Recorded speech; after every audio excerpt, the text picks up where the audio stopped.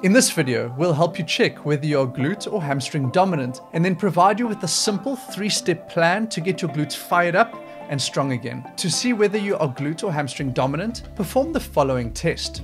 Lay on your back with your knees bent, then straighten one of your legs. While keeping the leg outstretched, lift up your hips into extension.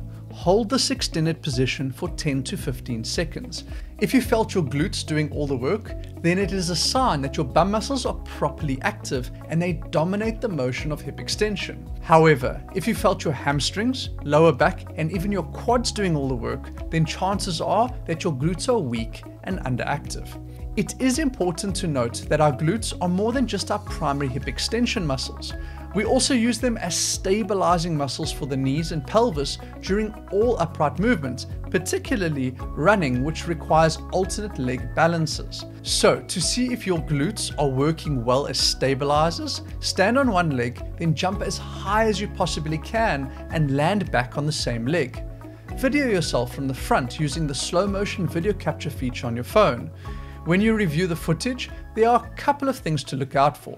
Firstly, if your glutes are active and doing a great job at stabilizing your pelvis and limb, then you'll notice that you maintain level hips throughout the movement. Secondly, the knee of your supporting leg will also remain in line with or outside of your foot, especially just before takeoff and just after landing when maximum force is being generated and absorbed through the supporting leg. However, if during the jump you find that your hips don't remain level but tilt on one side, or your knee collapses inwards before takeoff and upon landing, this is a strong indication that your glutes are too weak or inactive for their lower limb stabilizing role.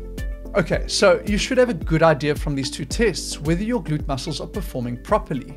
If you found them to be underperforming, take the 3 steps we cover next to get them functioning well again. The first step is to see whether the muscles opposite the glutes, namely the hip flexors, are overly tight.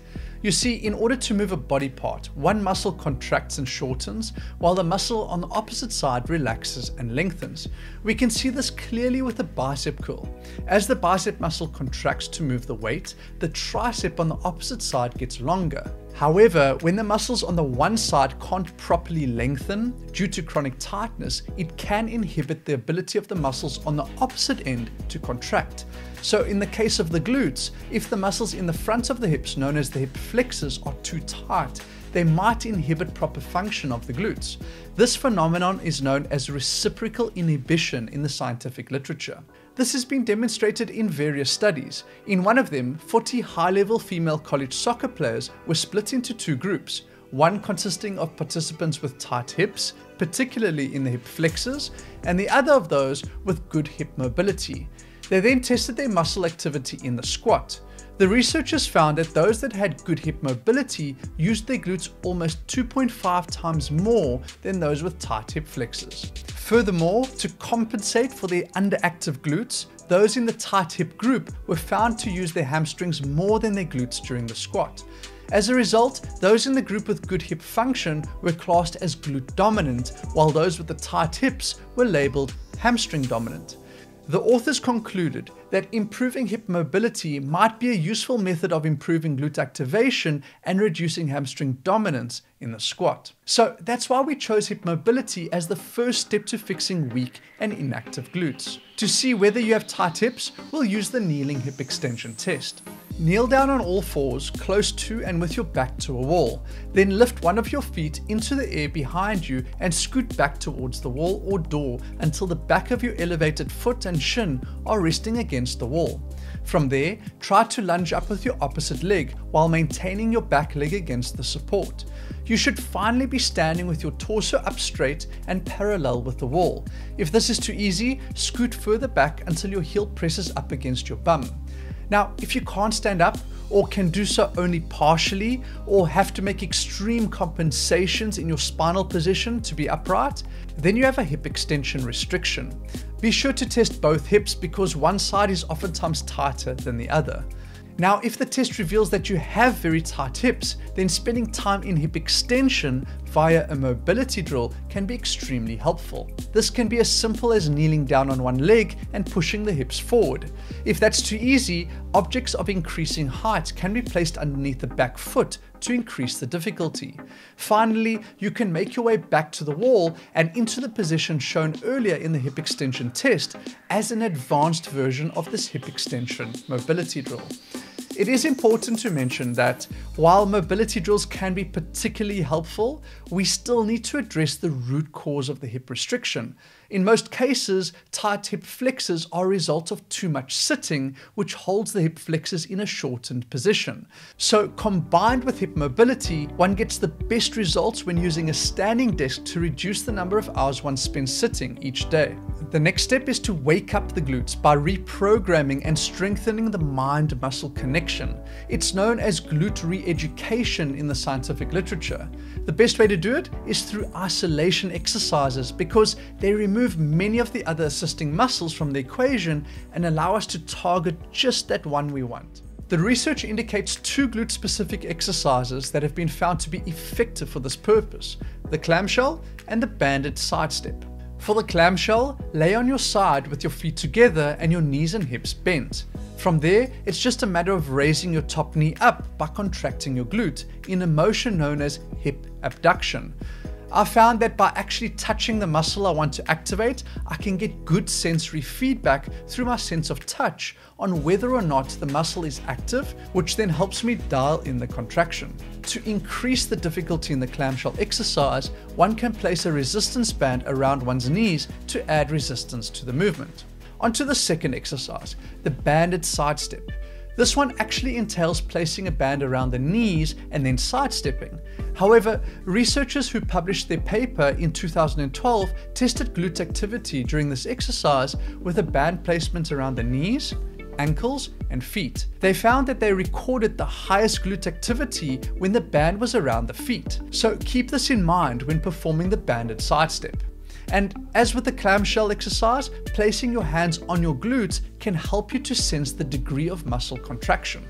So once one has spent a number of weeks on hip mobility and using the glute re-education exercises, the third and final step is glute strengthening. Now, I could theoretically recommend any lower body exercise for this purpose because the glutes, being our primary hip extenders, will be active in all lower body dominant exercises. But I wanted to find the best ones. So I scoured the scientific literature for the exercises that have been found to elicit the greatest glute muscle activity. I'm talking specifically about bodyweight exercises here because they can be done by anyone, anywhere. 2 basic exercises that have been shown to evoke the best glute response are the single leg squat and the step up. There are variations of these exercises which affect the degree of glute activity slightly, but for simplicity's sake, we will demonstrate the most common forms. For the single leg squat, we will look at the Bulgarian split squat variation, also known as the rear foot elevated split squat. To perform this movement, find a low step and stand half a meter in front of it. Then rest one foot on the step. From there, squat down until the knee of your back leg touches the ground and then stand back up until you are fully erect with your hips extended. What you want to pay careful attention to while performing this exercise is your knee position. At the bottom of the squat from the front view, we should never see the knee collapse inwards. Always maintain good alignment over or even slightly outside of the supporting foot. Once your knee alignment is in check, it can then safely go ahead of the ankle if we are looking at it from the side view. But if you find that your heel wants to lift while you're doing this, then it may be a sign that you are restricted by very tight ankles. We cover ankle mobility extensively in our programs on our website, so check those out if you have this issue. I finally want to mention that the step or box that one uses for one's back leg should be no higher than around 10 inches or 25 centimeters. The reason is that if the box is too high, a lot of torsion is built up through the SI joints of your pelvis, which could lead to subsequent inflammation and pain in the area if you do many repetitions. Now moving on to the final exercise, the step up. This exercise is dead simple. All it involves is stepping up and down from a raised platform. This can be as basic as walking up and down stairs or using a higher box for added intensity. One can also use the lower intensity stair climbs for a glute busting cardio workout. If any of you have used something like the Stairmaster, you'll know what I mean.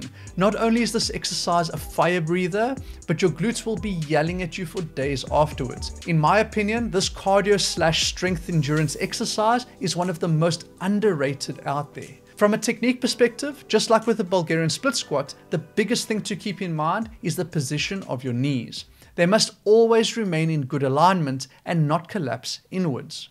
And that concludes the 3 basic steps for fixing weak and inactive glutes. We are currently working on an in-depth program that covers all these steps in much greater detail and also includes some really groundbreaking research into techniques one can use to stimulate one's glutes through the back and feet muscles. It will be laid out in user-friendly video tutorials within the program. So if this is a course you are interested in, sign up to our newsletter below and we will notify you when it is launched later this year. If you're watching this after the launch, direct links to the program can be found below. Anyways, if you found value in this content, you know what to do. See you in the next one. Cheers.